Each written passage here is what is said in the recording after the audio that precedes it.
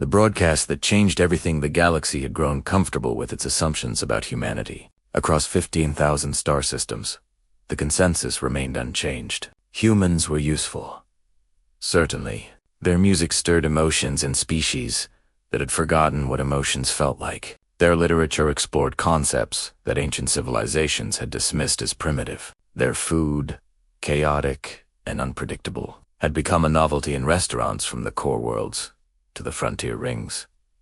But dangerous. The idea was laughable.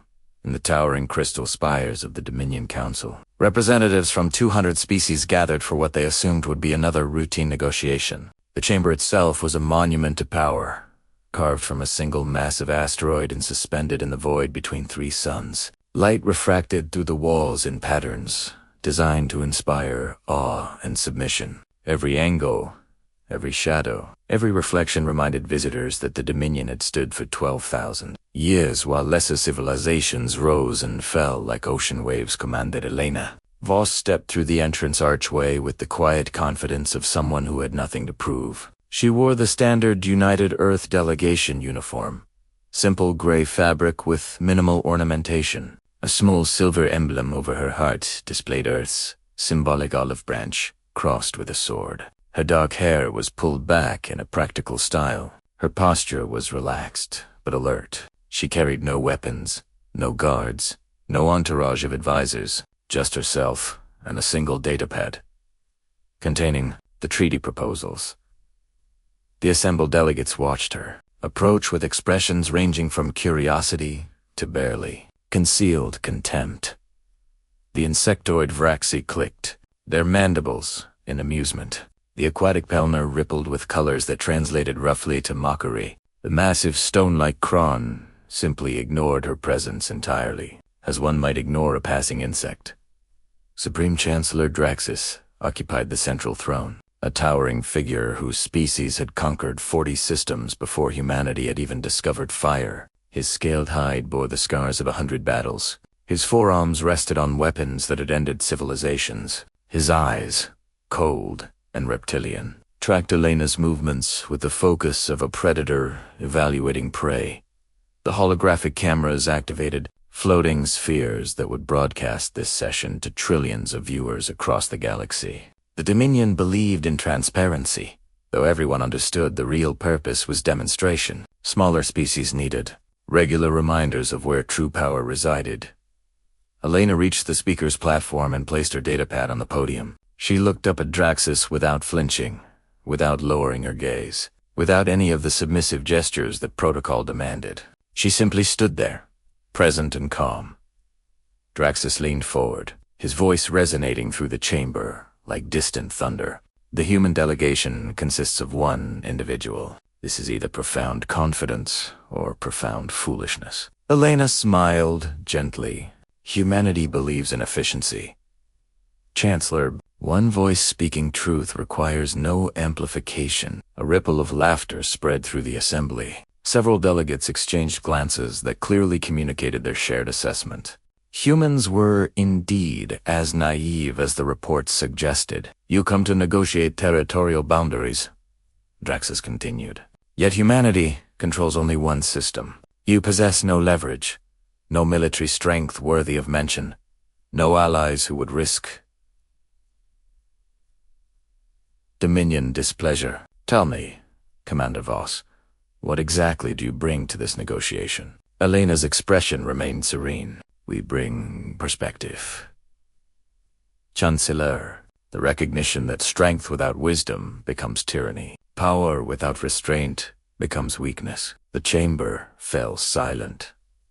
Such words bordered on insult, yet Elena's tone carried no aggression, no challenge. She spoke as one might discuss whether patterns or agricultural yields. Stating simple facts without emotional investment, Draxus rose slowly from his throne. His full height was imposing, nearly 3 meters of armored muscle and predatory grace. He descended the steps toward Elena, each footfall echoing through the crystalline structure. The cameras tracked his movement, broadcasting every moment to the watching galaxy. Humanity speaks of wisdom, Draxus said, circling Elena like a hunter examining trapped prey. Yet your species has existed as a spacefaring civilization for barely 2 centuries. We have forgotten more about governance than you will ever learn. Elena turned slightly, keeping Draxus in her peripheral vision without appearing threatened. Forgetting lessons tends to require repeating them.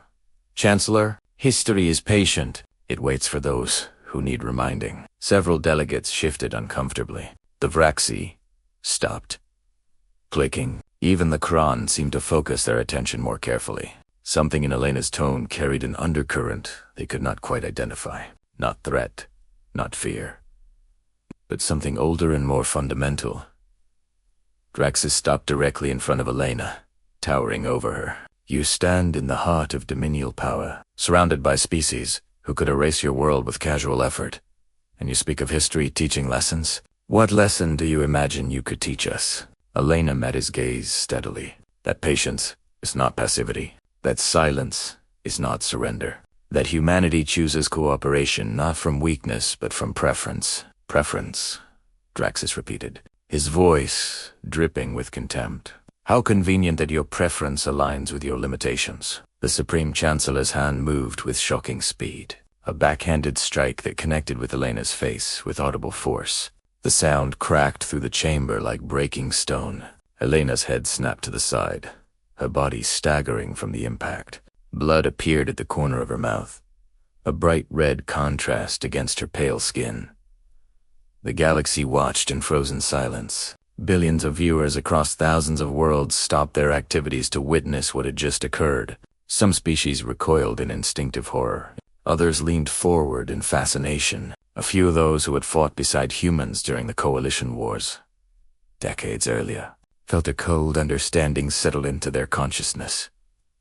Elena straightened slowly, one hand touching the blood on her lip. She examined it with clinical detachment, as if analyzing an interesting chemical compound.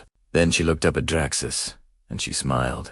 Not a grimace of pain, not a forced expression of defiance, but a genuine smile that reached her eyes and transformed her entire face. "Thank you, Chancellor," she said quietly. Her voice carried clearly, despite its softness, amplified by the chamber's acoustics and broadcast to every corner of the galaxy. Clarity is always valuable. You have demonstrated precisely what humanity needed the universe to see. Draxus froze, confusion flickering across his features for the first time.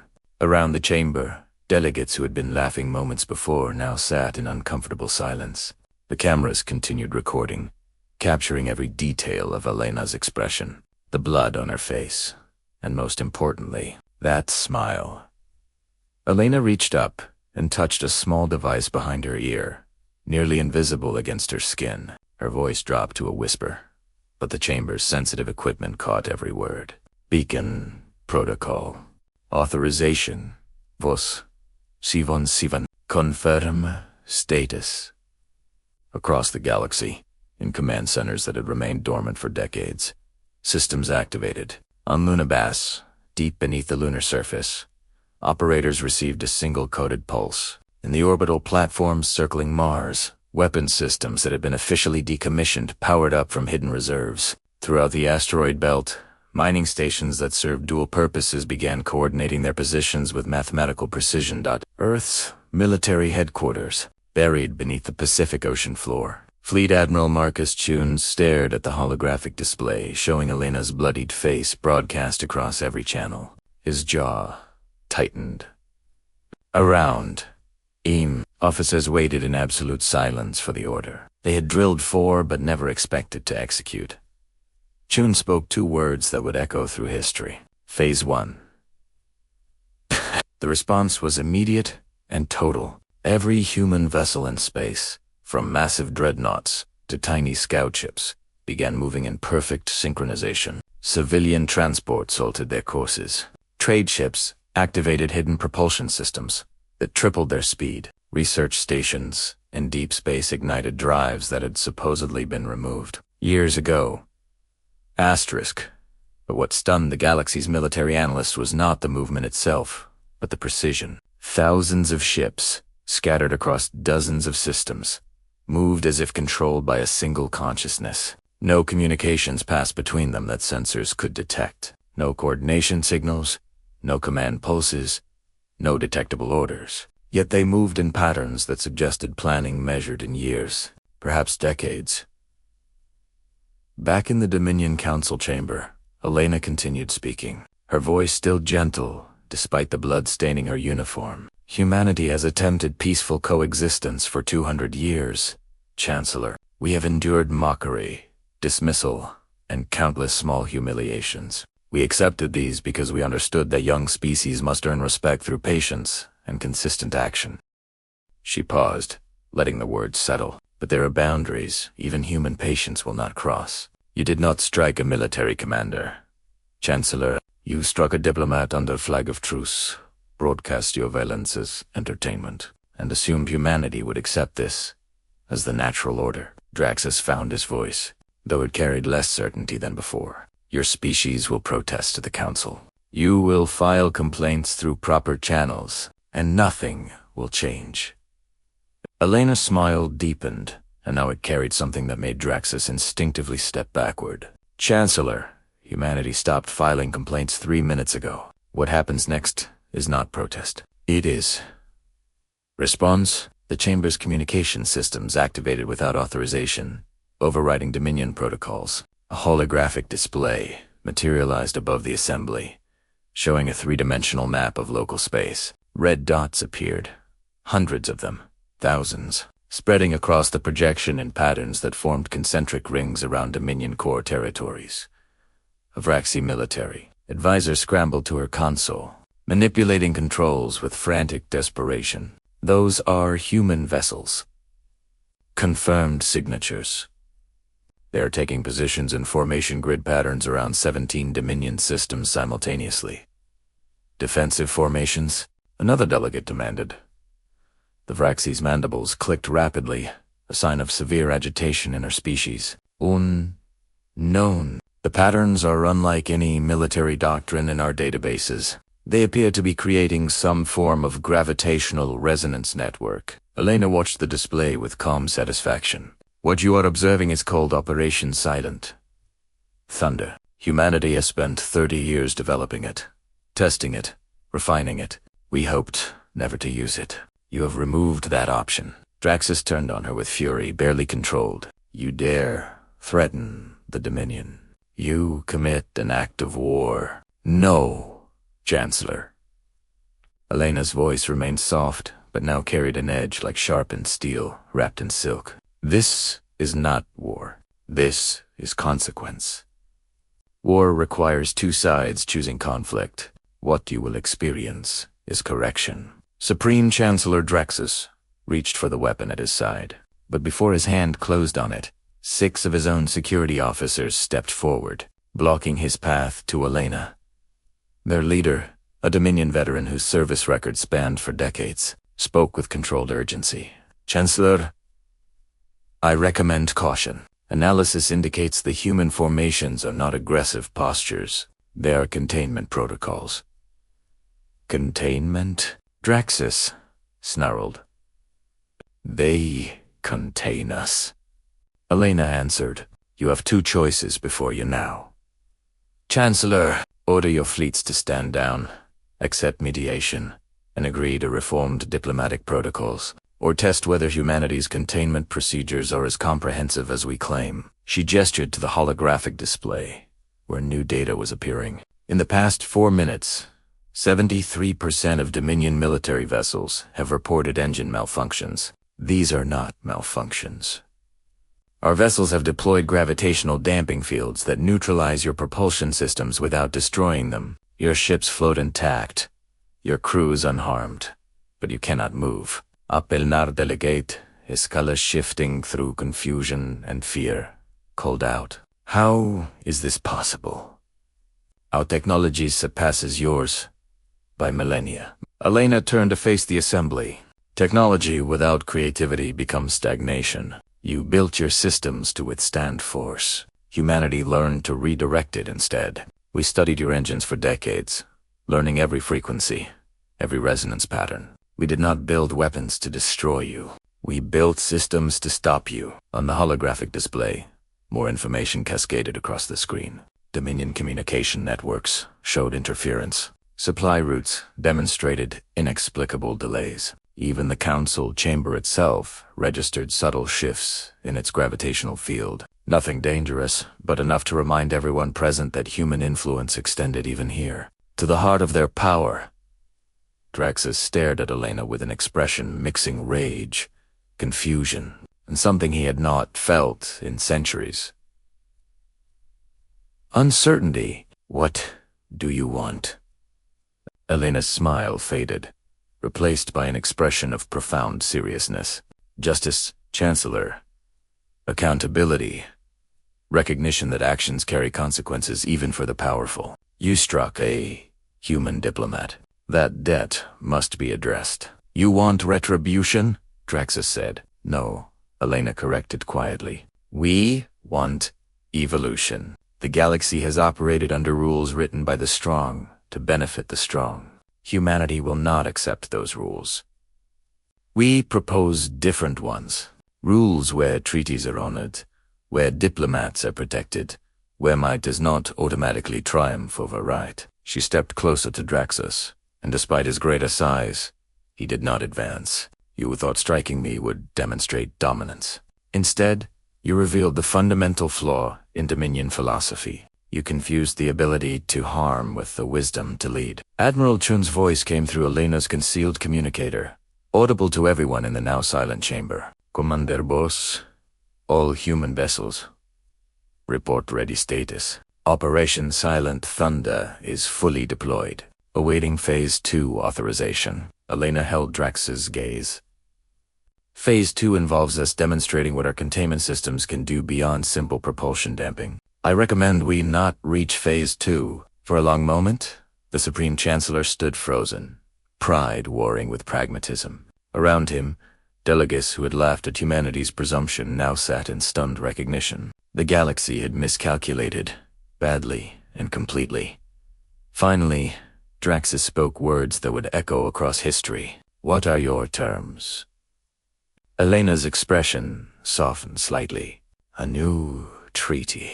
One guaranteeing diplomatic immunity for all species, regardless of military strength. An agreement that assault on any delegation member by official representatives carries immediate sanction. And a formal apology, Chancellor. Not to me personally, but to the principle of civilized discourse who violated today. The silence stretched.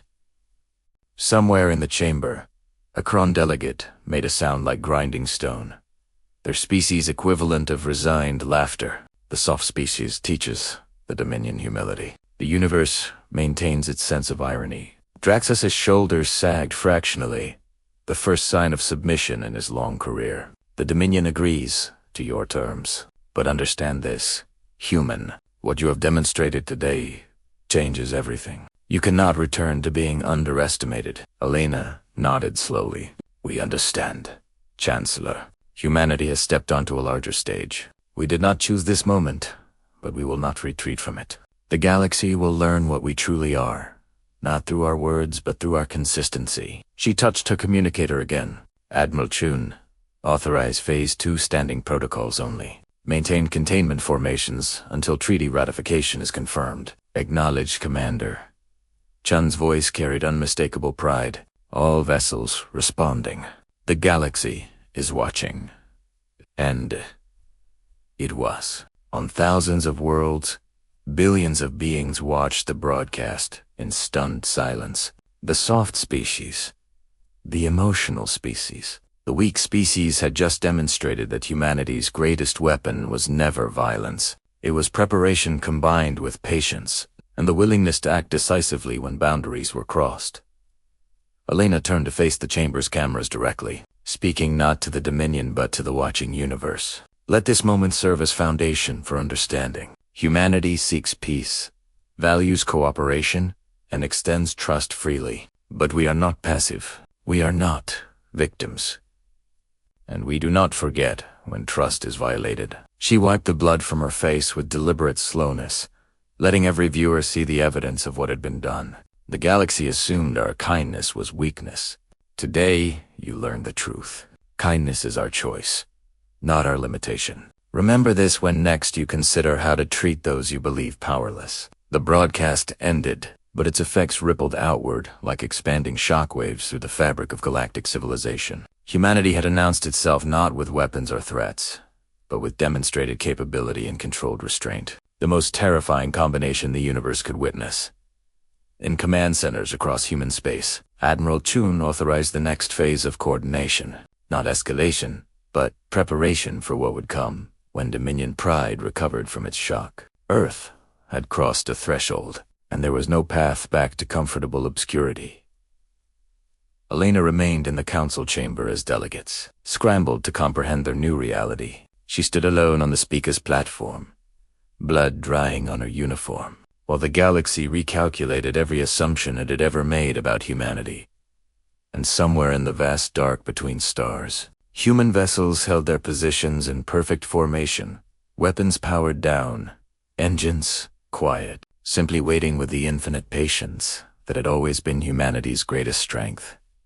The real question was not whether the galaxy would test humanity's resolve again. It was when and how humanity would respond when that inevitable test arrived. Asterisk. The reckoning the Dominion celebrated that night as if they had won a great victory. In the capital city of Thrawn Prime, spanning an entire moon orbiting the Dominion homeworld, lights blazed in patterns of triumph. Supreme Chancellor Draxus had signed the treaty. Yes, but his propaganda ministers spun the narrative with practiced skill. The human commander had been struck down, they proclaimed. She had begged for terms. The Dominion had graciously accepted, demonstrating the magnanimity that came with absolute power. Across the Dominion's controlled territories, the story spread like wildfire through official channels. Humans had deployed some clever tricks with gravity fields, certainly, but these were temporary advantages. Once Dominion scientists analyzed the technology, countermeasures would follow. The natural order would reassert itself. Some species were born to rule, others to serve, and nothing could change fundamental reality.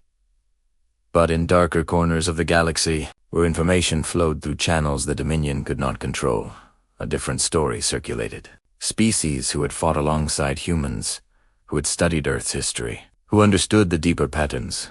They watched the same broadcasts and saw something entirely different. They saw humanity's restraint, and it terrified them far more than any display of violence could have. The Galactic Council convened an emergency session 3 days after the treaty signing. Unlike the Dominion Council with its theatrical crystal chamber, the Galactic Council met in a space station deliberately designed for neutrality. Gray walls, functional lighting, chairs sized for multiple body types, translation systems that prioritized accuracy over elegance. Here, 247 member species attempted to maintain something resembling galactic order. Though everyone understood the Dominion's military might, gave their votes disproportionate weight.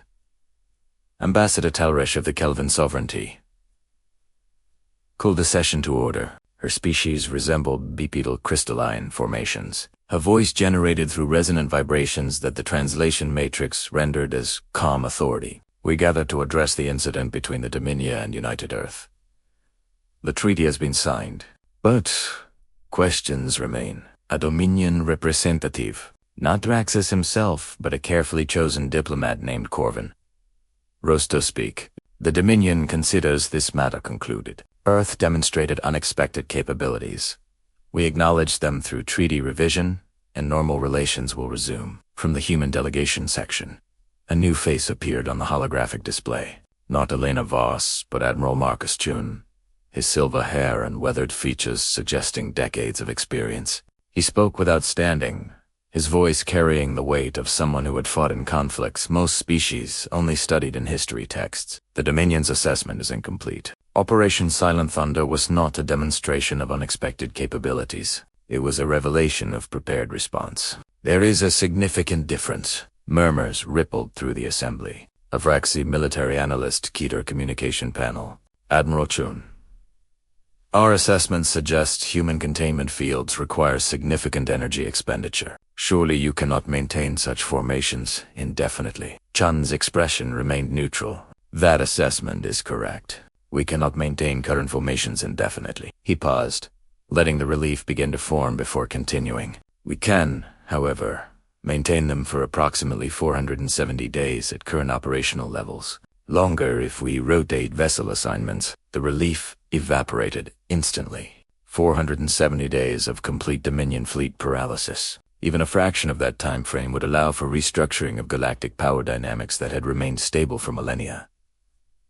Corvin's scales darkened, his species' sign of distress. You hold our fleets hostage and call this peace? No, June replied firmly. We demonstrated capability and offered terms. You accepted. Our vessels maintain their positions because trust must be rebuilt gradually. Actions have consequences.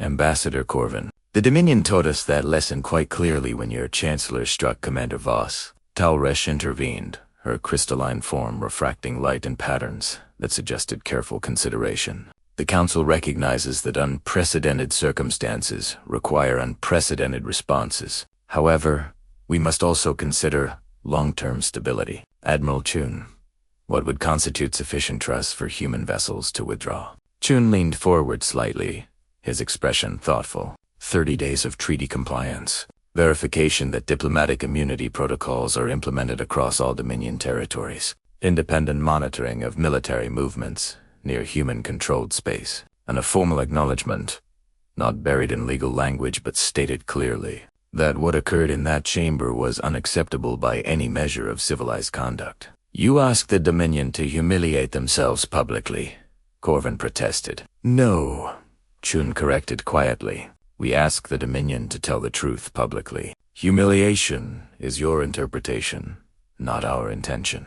Before Corvin could respond, alarms shrieked through the council chamber. Display screens flickered and activated without command authorization, showing tactical readouts of the space surrounding Throne Prime itself. Dozens of new contact signatures appeared, emerging from what sensors had registered as empty space.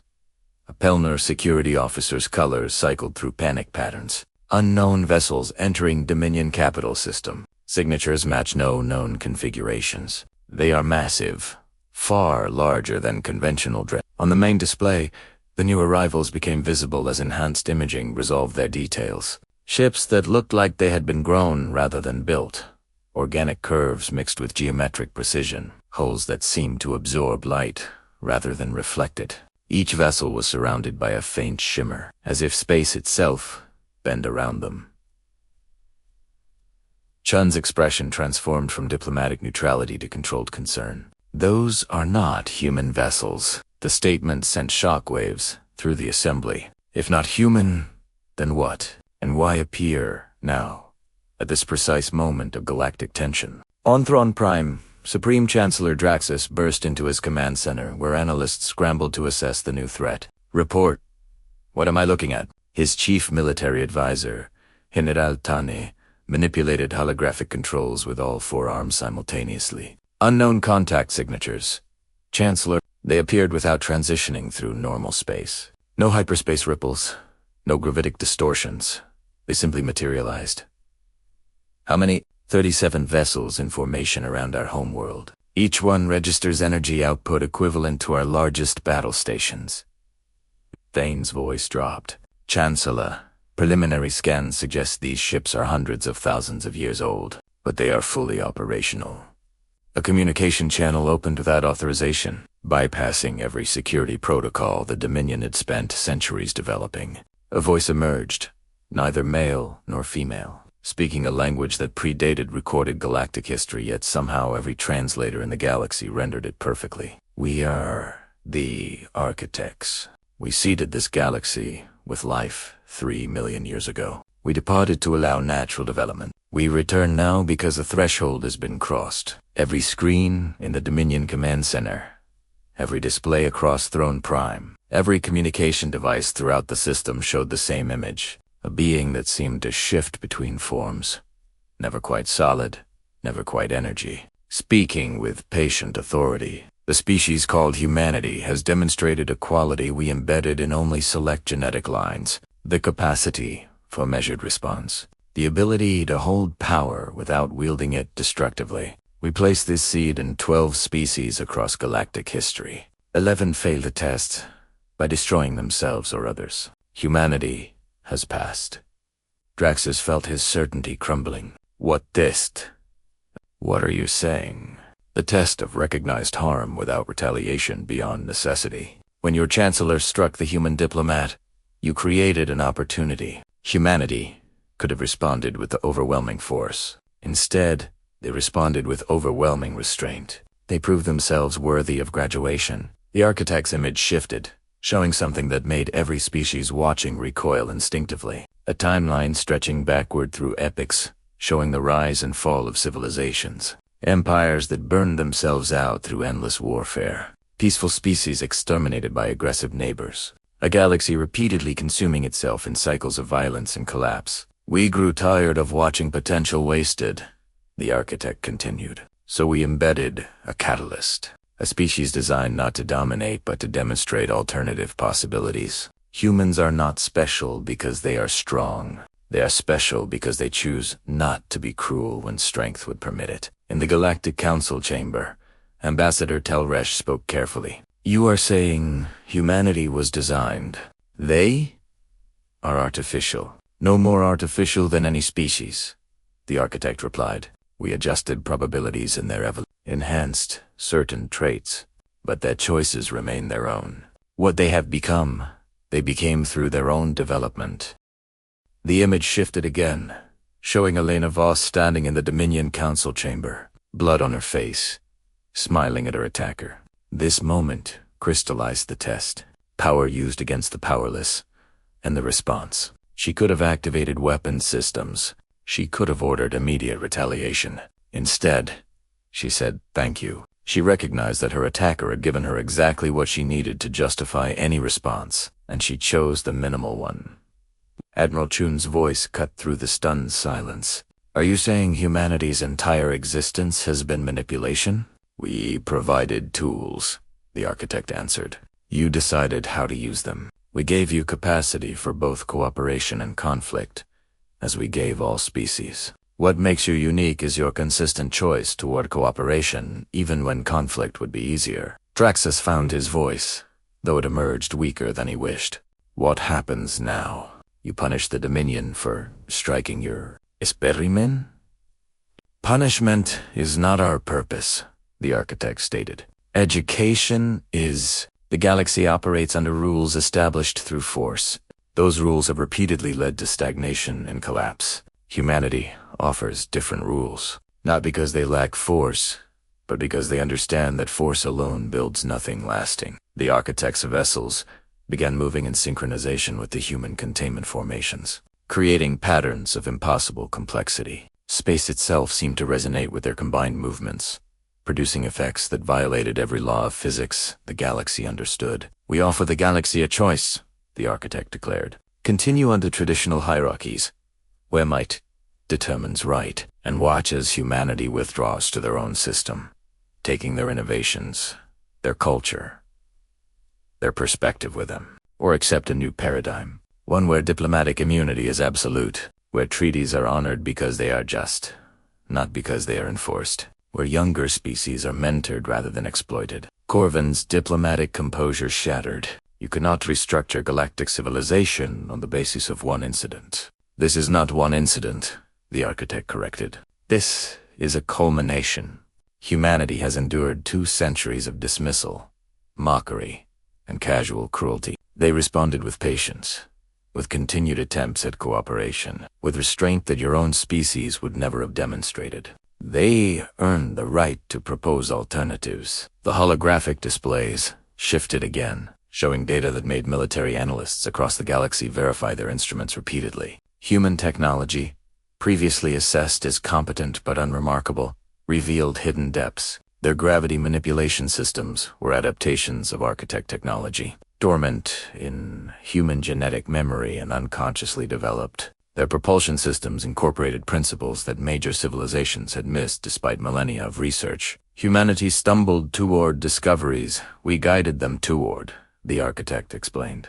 Not through direct intervention, but through subtle adjustments of probability. A researcher having an insight at the right moment, an experiment failing in ways that suggested correct alternatives. They earned every advancement through their own effort, but we ensured the path was available to walk. In Earth's command center, deep beneath the Pacific. Admiral Chun watched the displays with a mixture of awe and unsettling realization. His second officer, Commander Park, voiced what everyone was thinking. "Admiral, if we're designed to be some kind of galactic peace catalyst, does that mean our free will is compromised?" Chun considered the question seriously before responding. "A hammer is designed to drive nails, but a craftsman chooses when and where to strike. We may have been given certain inclinations, but every choice humanity has made was our own. The architects gave us tools. We decided to use them to build rather than destroy." Back in the council chamber, Ambassador Talresh made a decision that would define her career and possibly her species' future. She stood, her crystalline form catching the light. "The Kelvin sovereignty proposes a resolution. We accept the new paradigm. We acknowledge that traditional power structures have repeatedly failed to prevent conflict. We support humanity's treaty proposals and request their assistance in developing similar restraint-based systems throughout the galaxy." Silence greeted her words. Then, slowly, other ambassadors began to stand. Not all, not even a majority at first, but enough. Species who had watched human behavior and recognized patterns that resonated with their own better instincts. Civilizations tired of endless positioning and military posturing. Younger species grateful for someone finally advocating for their protection. The Dominion representative remained seated, but Corvin's scales had shifted to colors that suggested deep consideration rather than outright rejection. "The Dominion requires time to evaluate these proposals." "Time is granted," the architect stated. "But understand this, all civilizations present, we have returned not to rule but to observe. Humanity has demonstrated that our experiment in guided evolution can produce results. The galaxy now chooses whether to learn from their example or continue previous patterns. We will not intervene further except to prevent species-level extinction events. Your choices are your own." The architect vessels began to fade, not departing but somehow receding into a dimensional space that sensors could no longer track. Before the last one vanished, the voice spoke once more. "To humanity specifically, you have exceeded our expectations. We gave you capacity for measured response. You developed wisdom to know when to use it. The galaxy is yours to shape, not through conquest but through example. Do not squander this opportunity." Then they were gone. Leaving behind a galaxy forever changed by their revelation. Elena Voss appeared on the main display. Speaking from the Dominion Council chamber where she had remained throughout the architect intervention, her face had healed. The bruise faded to yellow, but the bloodstain on her uniform remained, a deliberate choice. "The architects have given the galaxy context for humanity's actions," she said quietly. "But I want to be clear about something crucial. Whether we were guided or not, every choice humanity made was authentic. We chose patience, because impatience destroys. We chose restraint, because cruelty damages both victim and perpetrator. We chose cooperation, because isolation benefits no one." She paused, her expression serious. "Supreme Chancellor Draxis, you struck me to demonstrate dominance. You revealed instead the emptiness at the heart of power without accountability. The Dominion can continue on its current path, or it can evolve. That choice belongs to you, not to the architects, not to humanity, but to you." Draxis appeared on a split screen, and for the first time, the Supreme Chancellor looked genuinely uncertain. "Commander Voss, you asked the Dominion to abandon principles that have sustained us for 12,000 years. No, Elena replied gently. I ask you to examine whether those principles actually sustained you, or merely postponed necessary growth. 12,000 years of stability built on intimidation is not success. It is delayed failure. The transmission paused. Then Draxis did something unprecedented in Dominion history. He bowed his head, a gesture of respect his species reserved for honored equals. Humanity has earned the right to be heard. The Dominion will honor the treaty, not from fear of your containment systems or architect judgment, but because you have demonstrated that alternatives to dominance are possible. Across the galaxy, the moment resonated, not because dramatic battles had been fought, but because a fundamental assumption had been challenged and found wanting. Might did not make right. Power did not equal wisdom, and sometimes the strongest response was measured. Silence followed by precise action.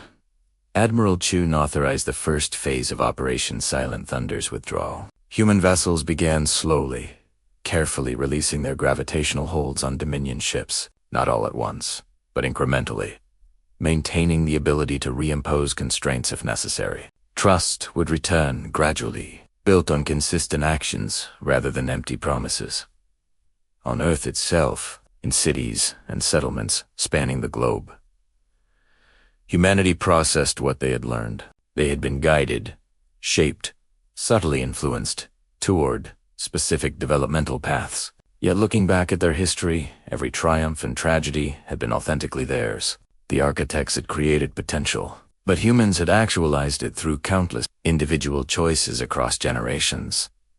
In the ruins of what had been Detroit before it was rebuilt as new industrial haven, a memorial stood honoring the factory workers who had refused to build weapons during the resource wars, choosing unemployment over participating in mechanized slaughter. Those workers had not known about architects or genetic predispositions. They had simply chosen conscience over convenience.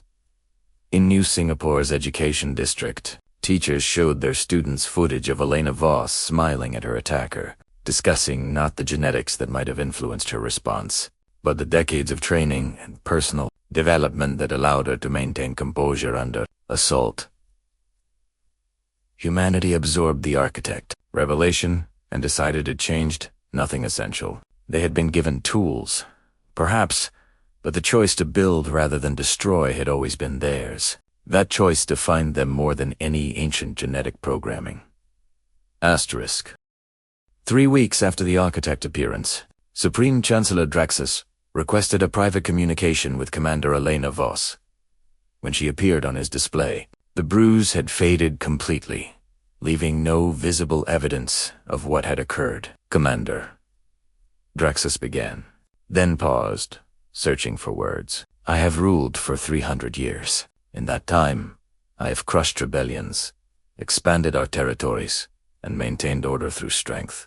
I believed this was the only path to civilization." Elena waited, offering no judgment, simply listening. "Watching your response to my assault," Draxus continued, "I recognized something I had forgotten. True strength is not the ability to harm, but the discipline to refrain from harming. A child can strike another.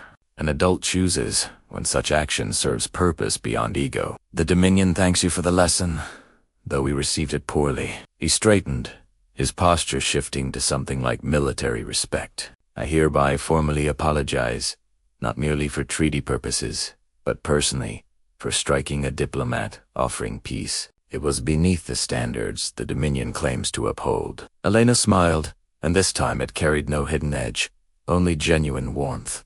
"Apology accepted, Chancellor. Growth requires acknowledging mistakes. The Dominion has made a significant step today." After the transmission ended, Elena stood alone in her quarters aboard the diplomatic vessel, looking out at the stars. Humanity had been tested and passed. The galaxy had been offered alternatives to cycles of violence. Whether those alternatives would take root remained uncertain.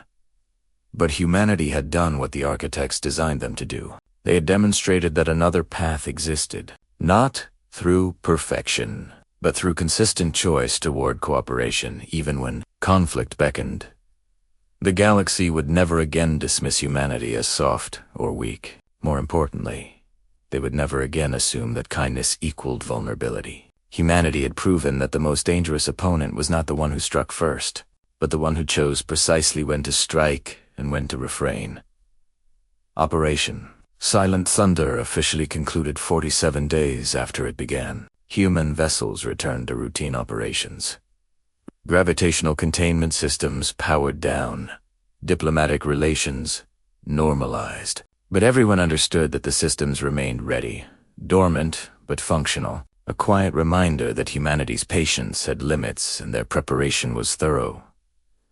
In the years that followed, the galaxy would test those limits repeatedly. Ambitious species would probe human resolve, seek advantages, attempt to exploit what they perceived as human sentimentality. Each time, humanity would respond with the same pattern. Patience first, clear warnings. Second, measured response. Third, never escalating beyond necessity, but never retreating from principles either.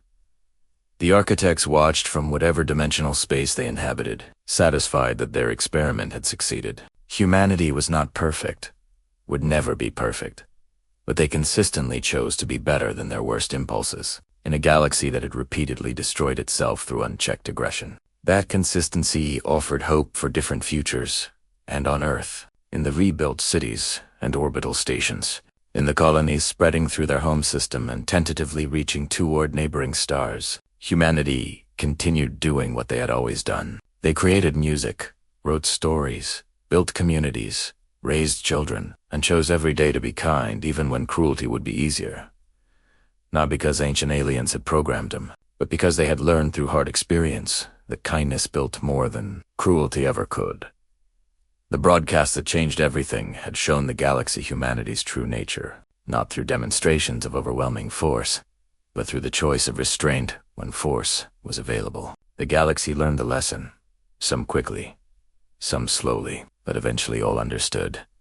When humans smile while bleeding, prepare for consequences measured in precision rather than fury. When humans speak of disappointment rather than anger, recognize that calculated response follows. And when humans offer peace after demonstrating overwhelming capability, accept it gratefully.